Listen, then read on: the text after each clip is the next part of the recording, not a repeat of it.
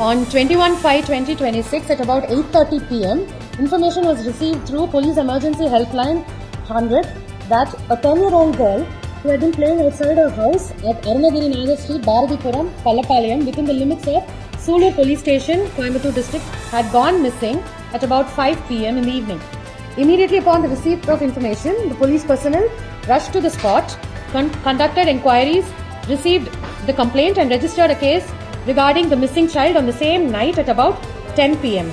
Subsequently, 5 special teams were formed immediately under the supervision of the DSP, Karmatampati Subdivision, Coimbatore district, and intensive search operations were undertaken to trace the missing child.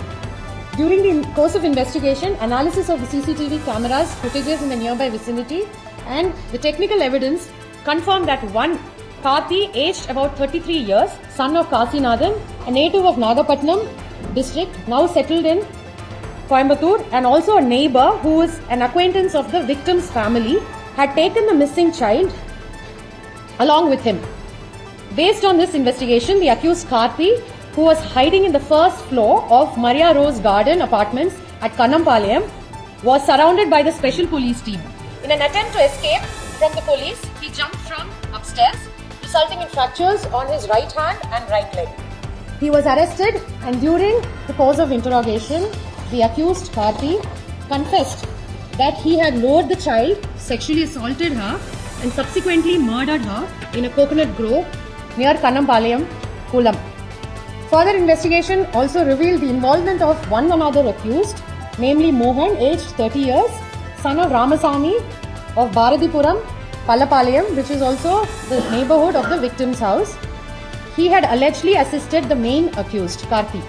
So he was arrested and remanded to judicial custody.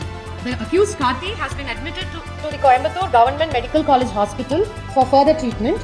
As the case pertains to assault of a minor child, the case is being altered to include the provisions of POCSO Act, and stringent action is being undertaken.